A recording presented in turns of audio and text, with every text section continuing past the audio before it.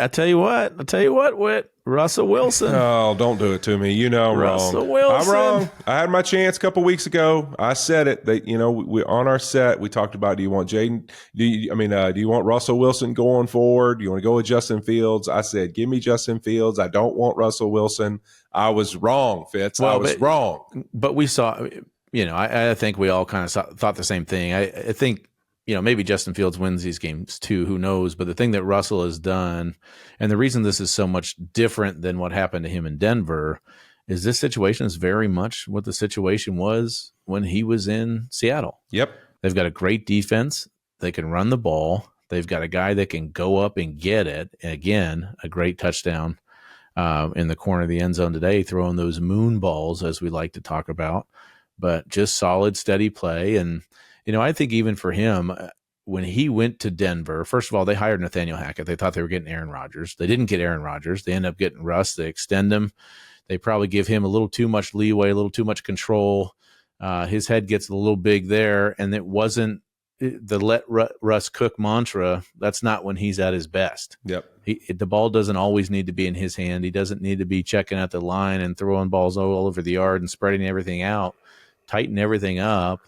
Let him control a game. Let him manage the game. You saw at the end of the game there, him getting them to jump off sides to end it.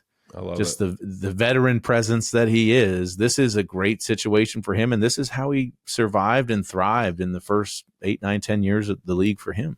Yeah, you think of Mike Tomlin, the leader that dude is. There is no cheese bigger than Mike Tomlin, man. He is the OG of OGs. That guy. I got so much respect for him. I spent some time with him in the off seasons. I think he's one of those guys that keeps a locker room and a building that you're not coming in and messing with. And I think that's why it works well, is that Russell can come in and just be Russ and bring his positivity and be himself, because in that locker room, there is one person who's in the charge and the leader of that place, and it's Mike Tomlin. They look into him for everything. And so I think that he gets to come in and just play football and just do what he does. And he has clearly unlocked George Pickens, because I think you've said it for a couple of years. If I played with that guy, I would just throw him balls, give him chances.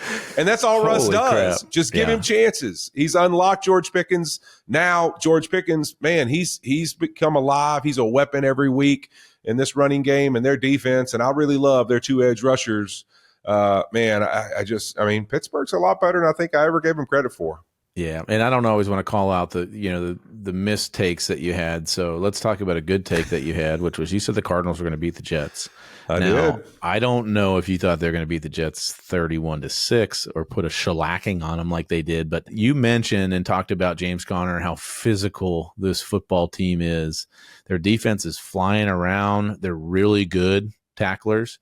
But I was surprised that it got out of hand like it did. Kyler Murray was phenomenal. Aaron Rodgers was not, and the Jets were in a funk the whole game. But more credit to the Cardinals than probably trash to the Jets, right? Yeah, I credit the Cardinals. I think they're just like the Steelers in the sense of we got to give them more credit. They're a better football team than we probably realize. And so I think that, you look at the Cardinals, what I love about them is that right now what really has seemed to be a thing in the NFL is if you can run the football and you can play with physicality and a nastiness to your team, that, on offense and defense, we're going to play violent football.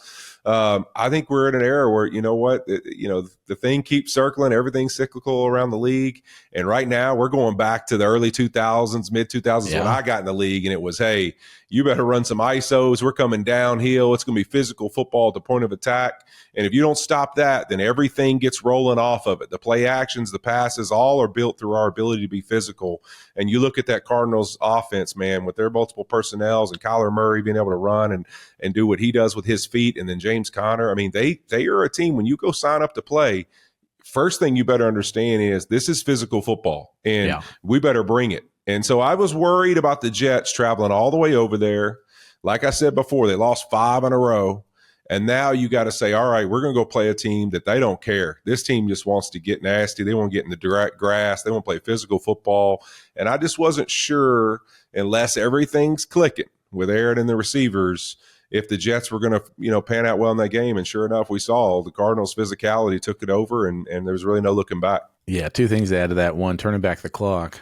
Harbaugh, in LA with the Chargers. Oh my goodness. Turning You back the watch a clock, game, I baby. mean, that looks like they're playing from 20 years ago, but he's done a great job there. Their defense doesn't give up many points. Talking about running ISO, they like to line up in 21 personnel and run right at you. But the other thing that I am so excited about as we're talking about the Jets and the Steelers, Mike Williams got to the red line.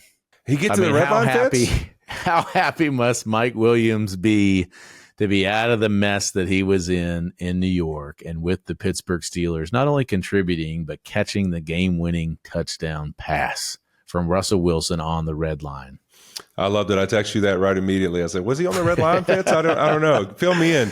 But it's one of those tweets like I type it in. Do you send it? Do you not? And then Eric Wood right away, my center from Buffalo way back in the day, your buddies with E as well, was like, you are so petty. You are so petty. Come on. But you know what? Good for Mike Williams. Good for him, man. Yeah. I mean, listen, you go there, you make an impact. Now all of a sudden you feel a part of something. I'm happy for guys when they get opportunities and they take advantage of them. So good for Mike.